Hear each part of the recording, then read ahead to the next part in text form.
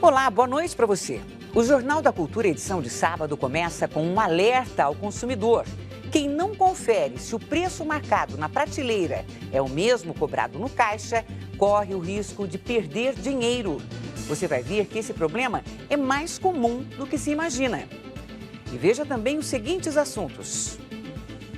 Vigilância Sanitária determina novas regras para a quantidade de iodo no alimento dos brasileiros. Aécio Neves é eleito presidente do PSDB e defende ética na política.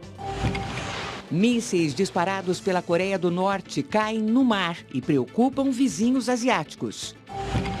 Show de Daniela Mercury abre as apresentações da Virada Cultural em São Paulo.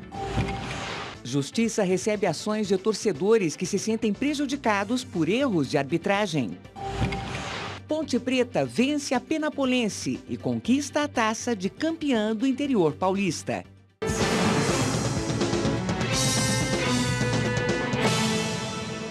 Olha, muita atenção ao fazer uma compra, hein? Se o preço no caixa for mais caro que na prateleira, o consumidor tem o direito de pagar valor mais baixo.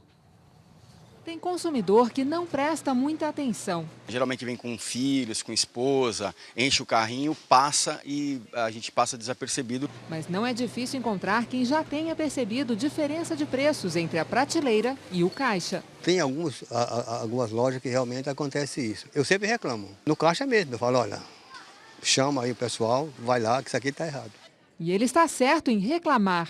Segundo o Código de Defesa do Consumidor, sempre que o preço de um produto aqui no caixa for diferente do que está escrito nas prateleiras, o consumidor deve pagar o menor valor. Isso vale também para as promoções. Cíntia teve uma surpresa ao fazer compras em uma farmácia. Ao chegar no caixa, o preço cobrado por um kit de cremes era mais que o dobro do anunciado na oferta. Um funcionário me acompanhou, verificou que realmente estava R$40 esse kit de cremes.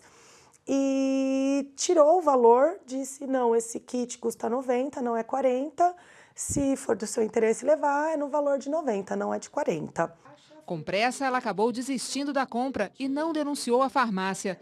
Tudo o que não deve ser feito, segundo essa Associação de Defesa do Consumidor. Além disso, é importante avisar os órgãos de fiscalização, porque pode ser um erro ali do estabelecimento ou má fé. A diferença de preços pode ser punida com multas e até com o fechamento da empresa.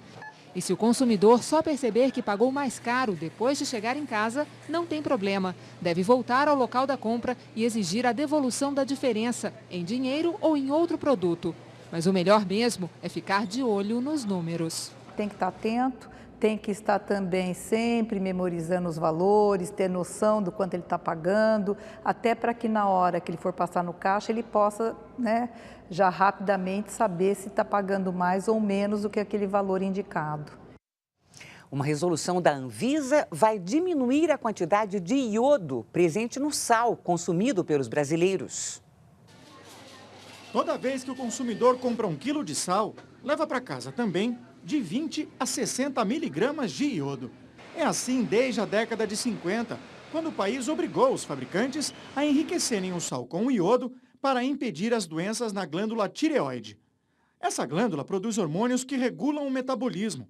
A falta de iodo pode causar inchaço da tireoide, o conhecido bócio, um problema que gera cansaço e dificuldade para respirar nos adultos. Entre as gestantes, pode causar problemas de retardamento mental nos bebês. Por outro lado, o excesso de iodo também é perigoso. Acaba induzindo o aparecimento de uma doença autoimune, que é a tiroidite de Hashimoto, que pode levar ao hipotiroidismo. Então, esse equilíbrio, entre a falta e o excesso de iodo é fundamental. Mas agora a Agência Nacional de Vigilância Sanitária diminuiu os níveis de iodo no sal. Ele deverá variar entre 45 e 15 miligramas, porque uma pesquisa revelou superdosagem de iodo na urina da população brasileira. O brasileiro está consumindo iodo em excesso porque come muito sal, principalmente nos alimentos industrializados, como os salgadinhos. A média diária é de 10 miligramas, quando o recomendado pelos nutricionistas é a metade disso, 5 miligramas. Além dos problemas relacionados ao excesso do iodo, o brasileiro vai enfrentar também problemas relacionados ao excesso do sal, como, por exemplo, a hipertensão. Para essa nutricionista, melhor do que diminuir a taxa de iodo seria trabalhar para baixar o consumo de sal no país. Evitar colocar excesso de sal nos alimentos, no preparo dos alimentos, evitar deixar o saleiro à mesa porque acaba se colocando mais sal ainda no prato, fora o que já foi preparado. Uma responsabilidade que recai não apenas sobre os ombros das autoridades, mas a todas as pessoas. Excesso de sal é um problema conhecido entre a população, mas nem todo mundo cuida como deveria da alimentação. Você acha que come mais sal do que deveria, não? Sempre. Por quê, hein? Porque os alimentos nos restaurantes têm mais sal do que eu gostaria. Se eu pudesse escolher, eu comeria menos. As comidas mais gostosas, né, são mais salgadas. E por falar em alimentação, muita gente torceu o nariz quando a Organização das Nações Unidas defendeu esta semana o consumo de inseto para combater a fome no mundo. Em alguns países, principalmente na Ásia, isso não é novidade. Em um restaurante de Santa Mônica, na Califórnia, os insetos já são o prato principal. O restaurante fez uma adaptação da culinária de países como Malásia, Vietnã, Singapura e China. Uma torrada acompanhada de escorpião tem conquistado o gosto dos clientes. Há também pratos preparados com o bicho da seda. Os insetos são ricos em proteínas e, por esse motivo, a ONU recomenda a produção deles em cativeiro.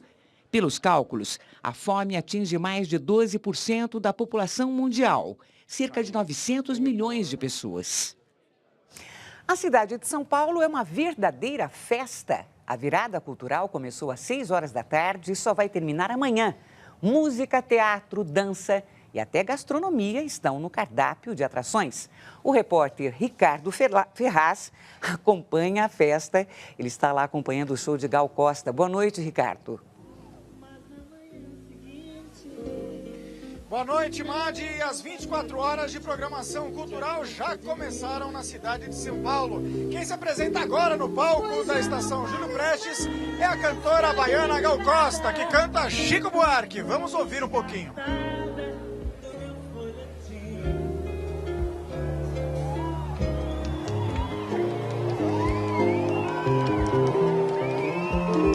Agora há pouco, quem passou aqui pelo palco foi Daniela Mercury, mas ainda tem Criolo, o funk de George Clinton, Racionais MCs, e quem fecha a festa é o uruguaio Jorge Drexler, que se apresenta amanhã às 6 horas da tarde.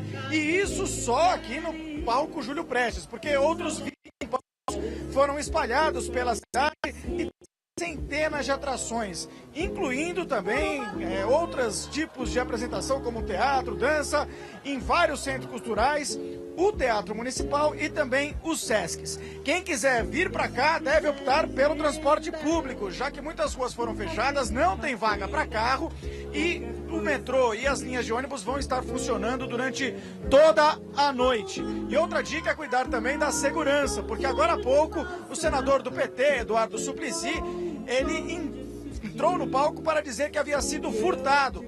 Levaram os documentos e também o celular do senador. 15 minutos depois ele conseguiu reaver a carteira de identidade, alguns outros documentos, mas o cartão de crédito, o dinheiro e o celular ficaram mesmo com o ladrão. Mas é dia de festa e vamos ouvir mais um pouco de Gal Costa.